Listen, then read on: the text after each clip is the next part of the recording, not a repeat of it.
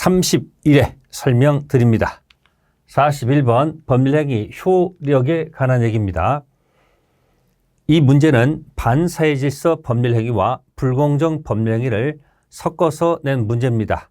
타당성 이야기는 매년 나오는 문제이기도 하고요. 이 문제를 푸는 요령은 반사회적 법률행위가 아닌 경우, 불법 원인급여가 아닌 경우를 꼭 기억하세요. 불법 원인급여가 아닌 경우는 돌려받을 수 있다는 영역입니다. 그래서 강박강탈 비명 지르다, 강박은 있는 그대로 강박. 두 번째 강은 강제집행 면할 목적으로, 세 번째 탈세는 양도소득세 관련 이야기고, 비는 비자금, 명은 명의신탁입니다. 꼭 기억해 두셔야 합니다. 불법 원인급여가 아닌 경우, 반사회질서 법률행위가 아닌 경우 팔레트 도저. 그래서 바로 3번 보시면 직관적으로 강제집행 허위, 근저당권 설정은 강제집행 들어가기 때문에 반사회적 법률행위가 아닙니다. 정답은 3번. 보충 설명드리면 동그라미 1번은 전환이죠. 불공정을 공정으로 전환하는 것은 폭리를 제거하기 때문에 인정될 수 있다. 다만 주의할 것은 불공정, 공정으로 전환할 수는 있겠지만 불공정을 그 가격 그대로 추후로 인정해봐야 불공정이기 때문에 추이는 허용되지 않는다는 것 세트로 같이 기억하시고, 동그라미 2번 경매, 경매에서 폭리 적용돼서는 안 되고요. 네 번째 것은 동기의 불법인데 그 동기가 표시되거나 알려졌다고 하는 것은 상대방이 알고 있기 때문에 이런 경우는 법률행위는 무효일 수밖에 없다. 다섯 번째, 소송에서 사실대로 증언하는 것은 당연한 거죠. 근데 통상 용인되는 수준을 넘는 대가를 받는다 한다면 이때는 반사회적 법률행위 무효로 본다는 거죠. 그래서 여러분들이 41번 같은 문제는 강박강탈 비명 지르다를 꼭 기억해 두셔야 합니다. 42번입니다. 통정회표시 기초로 해서 새로운 법률상 이행을 맺은 제3조에 해당하지 않는 자, 통정회표시는 10년에 7회 정도가 나왔습니다. 의사표시에서 통정회표시는 항상 타겟이 된다는 거죠. 근데 이 지문은 새로운 법률상 이해관계를 맺은 제3조에 해당하지 않는 자를 고르라, 그런 얘기죠. 그러면 적어도 가장행위가 있은 후 지금 새로운 관계를 맺어야지 선이 제3자가 된다는 얘기죠. 근데 물론 해당하지 않는 자를 고르라는 겁니다. 그러면 1번 지문은 가장채권을 가압류한 자는 후 가장전세권, 저당권 취득한 자도 마찬가지죠. 그다음에 세 번째 지문 보세요. 가장 양도가 있는 건 좋은데 가장 양도에서 변제 전 채무자라고 되어 있습니다. 그러면 후가 성립이 안 된다는 거죠. 그래서 정답은 3번. 네 번째 거 파산 관제인 다섯 번째 보증 채무를 이행한 보증인도 새롭게 이해관계를 맺은 자가 됩니다. 여기서 여러분들한테 하나의 팁을 드리면 기억해 두세요. 제3자에 해당하지 않는 경우 세 가지를 갖다 놓겠습니다. 첫 번째는 채권 가장 양도에 있어서 변제 전이라고 되어 있죠. 그러면 위로 올라가셔서 가장 행위 이전에 있었던 자는 새롭게 이해관계 맺은 제3자가 아니라는 것. 두 번째, 허위로 체결된 제3자를 위한 계약이 있습니다. 계약 자체가 허위입니다. 근데 그 안에 수익자가 존재한다는 얘기죠. 제3자가 수익자입니다. 이 제3자는 가장행위 안에 있었던 자이므로 제3자 취급이 안 되죠. 그리고 가장매수인의 포괄승계인, 물론 후는 맞아요. 후 나타나는 자는 맞지만 새롭게 이해관계 맺은 자는 아니라는 거죠. 세 가지는 기억하세요. 통정회표시 선의 제3자 해당이 안 되는 자. 그러면 제가 여러분들 혹시 이 내용이 뭔지 아세요? 3포 세대, 5포 세대. 그럼 난 6포가 좋으니까 6포 세대. 네, 혹시 방탄소년단의 쩔어라는 그 가사 중 일부입니다. 3포 세대, 5포 세대에 난 6포 좋으니까 6포 세대. 그럼 이걸 다 응용해 보겠습니다. 여기 전에는 3포 세대, 5포 세대. 잘 보세요. 전에는 3포 세대. 그래서 제3자 해당하지 않는 경우는 전 3포 세대 기억해 두시면 좋을 것 같습니다. 43번 착오로 가봅니다. 착오 이야기는 10년에 4회 정도 나왔네요. 의사표시 불일치를 표의자가 모르고 하는 것이 착오죠. 취소하려면 중요 부분에 착오가 있고 중단 과실이 없어야 취소할 수 있습니다.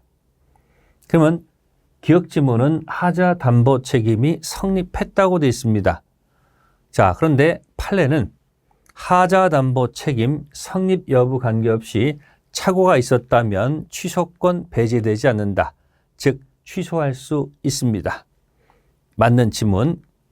니은은 경과실이죠. 조심할 것은 중과실은 취소를 못하는데 경과실은 취소할 수 있습니다. 그래서 경과실로 착오를 이유로 취소했을 때 상대방께서 불법행위 손해배상 책임 혹시 공격해 들어올 수도 있을 겁니다. 판례는 불법행위 손해배상 책임을 부담하지 않는다는 것이 판례 태도입니다. 경과실 착오 취소해서 소급해서 무효가 돼서 부당이득 돌려받는 게 목적이기 때문에 거기다가 불법행위 손해배상 책임 부담한다는 것은 논리 모순. 이것은 착오를 알고 이용했다고 됐습니다. 상대방께서 표의자 착오를 알고 이용했으면 상대방은 보호가치가 없습니다. 따라서 표의자는 중단 과실 관계없이 취소할 수 있다. 맞는 지문. 리얼 채무 불이행을 이유로 계약을 적법하게 해제. 이 뜻은 매돈 각께서 이 계약이 퍼펙트 유효한데 왜 채무를 이행하지 않니? 그래서 채무 불이행을 이유로 계약을 해지하겠다는 얘기죠. 해지하게 되면 원상회복과 손해배상이 옵니다. 이때 매수인께서 만약에 착오가 있었다 한다면 취소권 행사할 수 있다는 것이 판례 태도입니다. 그래서 맞는 지문은 정답은 2번. 43번의 판례 두 가지를 꼭 기억해 두시면 좋겠습니다. 첫 번째, 채무 불이행 해제 이후 착오 취소할 수 있고요. 하자담보 책임 성립 여부 관계없이 착오 취소할 수 있다. 이렇게 기억하세요. 해제하자마자 취소할 수 있다. 이게 무슨 얘기일까요? 이렇게 해제하자마자 취소할 수 있다. 따라하세요. 해제하자마자 취소할 수 있다. 다음 문제. 갑은 자신의 X 부동산 체결 관한 대리권을 의미 대리인 을한테 수였고 을은 병과 계약을 체결하였다. 대리의 삼명관계 반드시 나온다.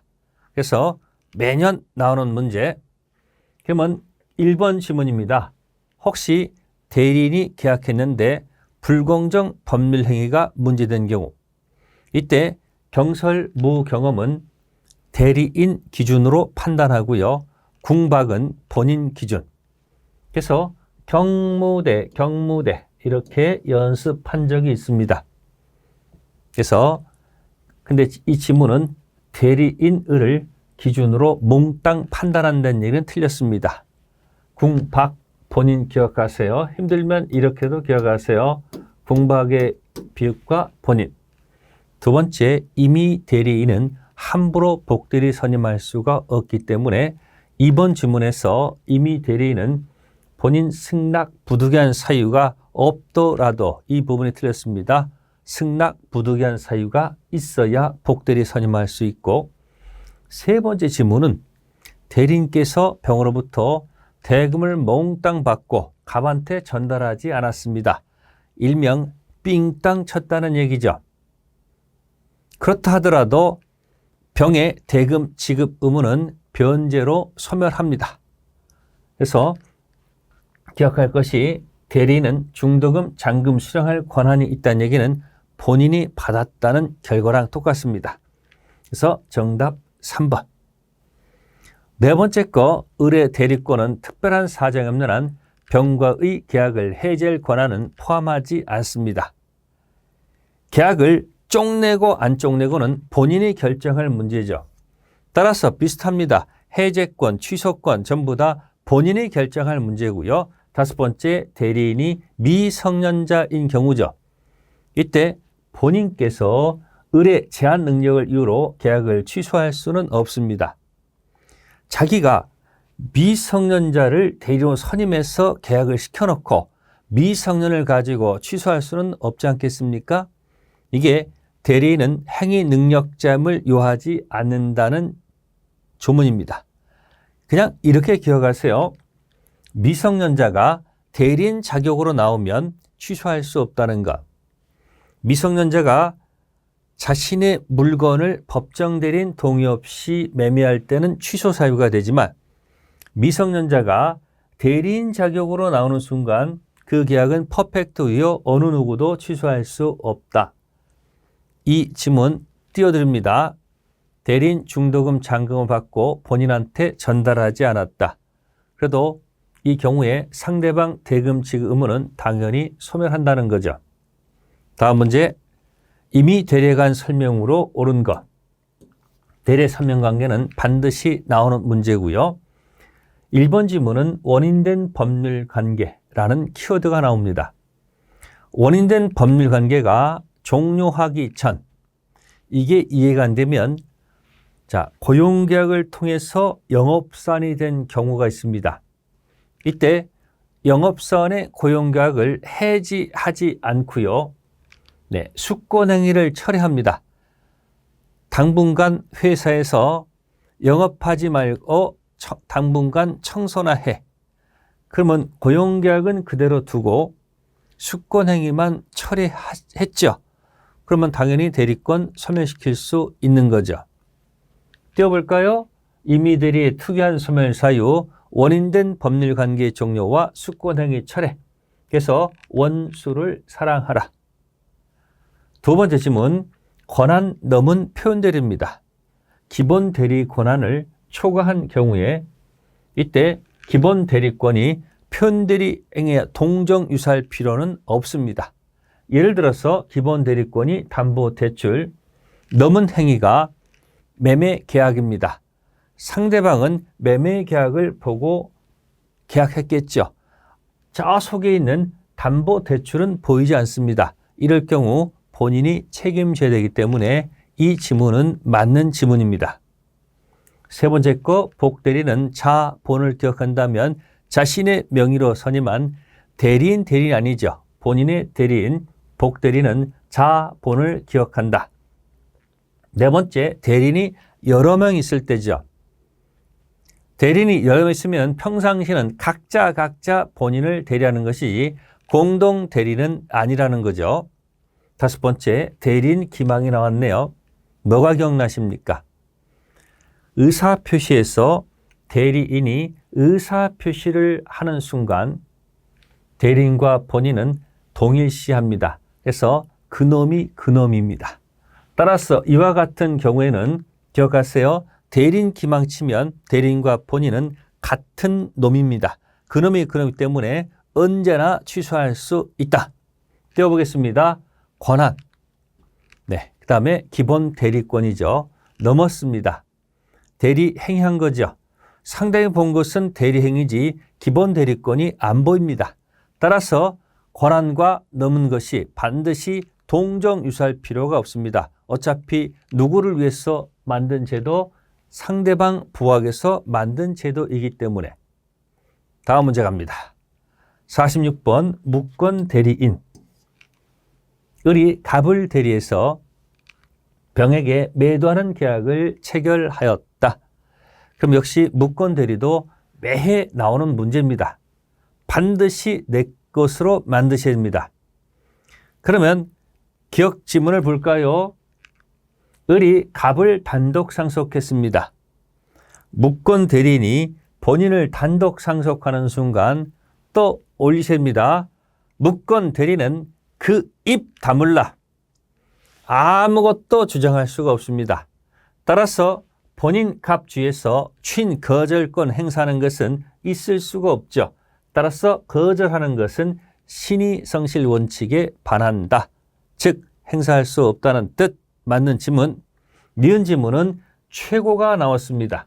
상대방께서 최고 때리죠. 그러면 확답을 바라지 아니한 때 침묵 지켰을 때 취인 거절한 것으로 본다. 기억나십니까? 최고, 침묵, 노. 세 번째, 병이 갑을 상대로 제기한 매매계약 이익 청구 소송에서 병이 을의 유권 대리를 주장한 경우 그 주장 속에는 편대리 주장이 포함되지 않습니다. 체계를 기억하세요. 보세요. 유권 대리와 무권 대리가 있으면 표현 대리는 무권 대리 소속입니다. 따라서 유권 대리 주장 속에는 무권 대리에 속하는 표현 대리 주장이 포함됐다고 볼 수는 없는 거죠. 표 기억해 두셔야 돼요. 리얼 매매 계약을 원인으로 병 명의로 소유권 등기가 이미 격려가 된 상태죠. 그런데 갑이 무권 대리 이후로 등기 말소를 청구하고 있다는 이야기입니다. 그럼 잠시 한번 올려봅시다. 이미 병한테 등기가 넘어갔습니다. 갑은 무권 대리 주장을 하고요. 병은 유권 대리를 주장하면 누가 입증해야 되겠습니까? 당연히 무효를 주장하고자 하는 누가 주장했습니까? 본인께서 입증하십니다. 따라서 병이 을의 대리권 존재를 증명할 책임이 있다는 얘기는 논리 모순이죠. 갑이 을의 무권 대리를 입증해야 된다는 뜻이죠. 정답은 1번이 되겠습니다. 그래서 기억하세요. 입증이 나오면 유효를 주장하는 사람이 아니고 무효를 주장하는 사람이 입증할 수밖에 없다는 거. 다음 문제, 법률행위 조건과 기한입니다. 이 조건 기한은 성립이 아니고 효력 발생 소멸에 관한 얘기. 10년에 7회 정도가 나왔습니다. 1번 지문은 우리가 계산 문제로 보세요. 불능은 마이너스입니다. 정지는 발정해서 발생하는 것이 정지니까 플러스, 마이너스 곱하기 플러스는 마이너스가 나오고요. 두 번째는 기성 조건은 이미 성취가 됐으니까 플러스, 해제 조건은 발정해소, 따라서 마이너스, 플러스 마이너스는 마이너스가 됩니다. 아니면 불정무, 기해무 이렇게 기억해도 좋고요. 세 번째는 법률행위에 조건이 붙어 있다는 사실은 조건 존재를 주장하는 자가 증명해야 됩니다. 조건이 붙어 있다는 사실은 조건을 존재를 주장하는 자가 입증해야 되고요. 네 번째 거 팔레테던데 기한 이익 상실 특약은 여기 정지 조건부 기한 이익 상실 특약으로 추정이라는 말이 들어가 있네요. 그러면 4번 질문은 보충 설명드릴게요. 다음과 같습니다. 갑이 을한테 대출, 소비대차, 금전 소비대차 대출을 해주면서 특약을 달았습니다. 매달 지급하기로 한 이자 2회분을 연체하면 채무자 을은 기한 이익을 상실한다는 특약을 달아놨다는 거죠. 그런데 만약 을이 2회 연체했을 때 갑의 청구가 없더라도 을은 기한 이익을 상실해서 변제기가 도래한다면 대출금 모두 변제해야 되겠죠.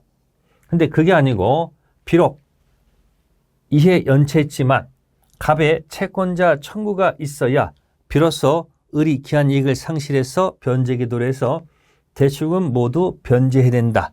이런 두 가지 방식이 있을 수 있죠. 이때 판례는 이렇게 들어갑니다.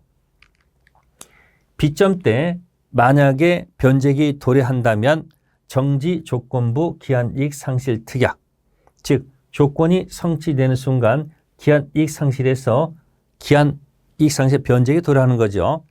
그러면 이때부터 뭐가 붙기 시작할까요? 네, 지연이자가 붙는다는 이야기입니다. 지연이자가 또박또박 붙는다는 이야기죠. 그런데 만약에 이때가 아니고 청구, 채권자 청구가 있어야지 기한이익을 상실해서 변제기 도래해서 대출금 모두 변제된다 그러면 말을 해야 된다는 얘기죠. 이때 형성권적 기한이익 상실 특약으로 갑니다. 여기가 변제기 도래를 보게 되면 그 이전까지는 지연이자가 안 붙는다는 얘기죠. 이때부터 지연이자가 붙는다는 얘기예요. 그래서 기한이익은 채무자한테 유리하게 해석해야 되기 때문에 판례는 정지 조건부 기한이익 상실 특약으로 보지 않고 형성권적 기한이익 상실 특약으로 본다는 거죠. 그래서 4번 지문은 틀린 지문입니다. 다음, 종기 있는 법령행위는 마칠 종자입니다. 그래서 종기 있는 법령행위는 도래한 그때부터 효력을 잃는다. 이 문제 다시 띄우면 이렇습니다. 정지 조건부 기한이익, 형성권적 기한이익.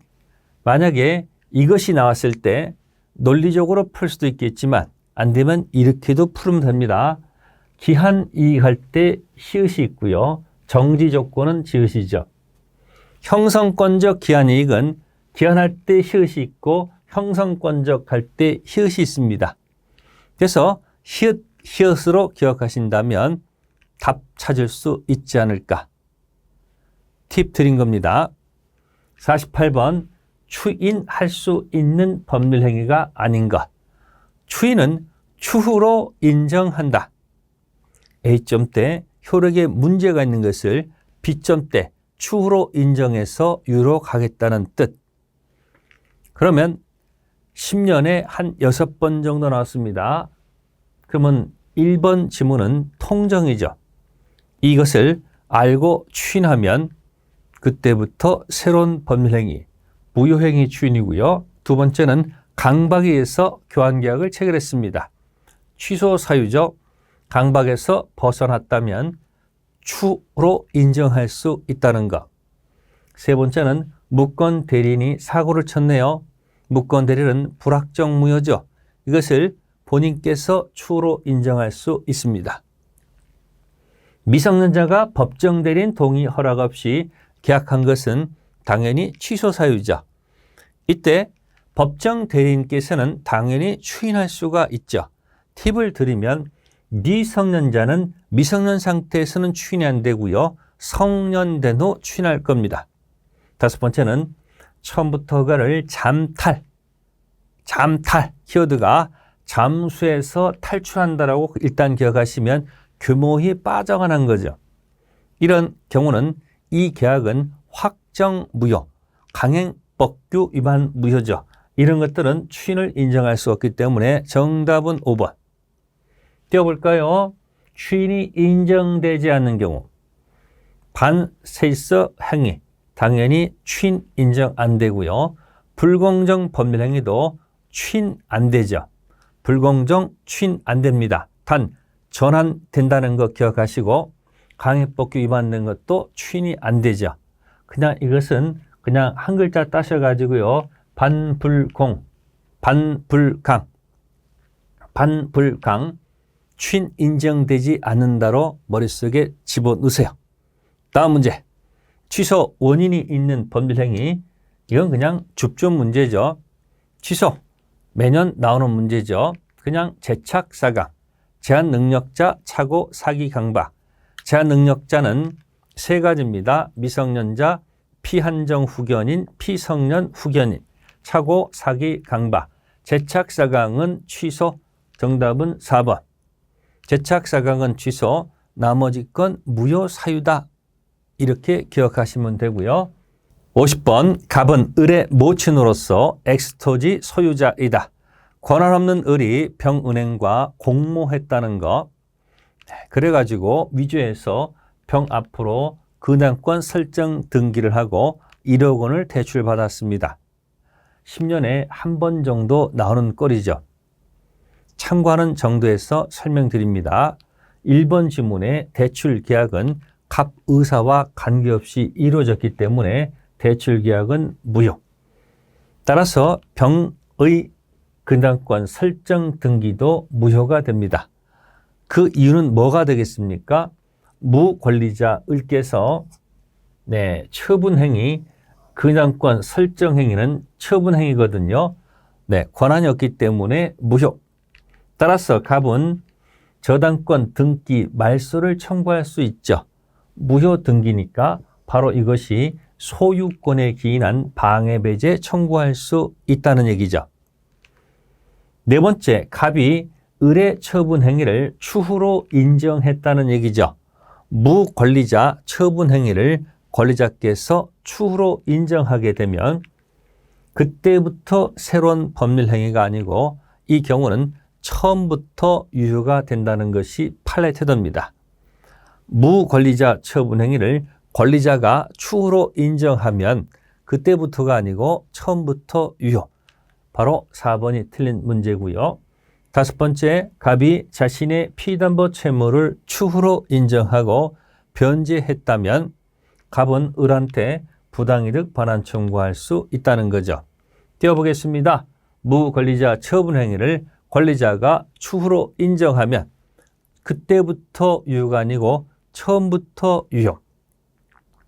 기억하세요. 처분 행위를 처음부터, 그래서 첫처, 무권리자 처분 행위를 권리자가 추후로 인정하면 그때부터가 아니고 처음부터야 첫처로 기억하시면 되겠습니다. 여기까지가 총칙이 됩니다.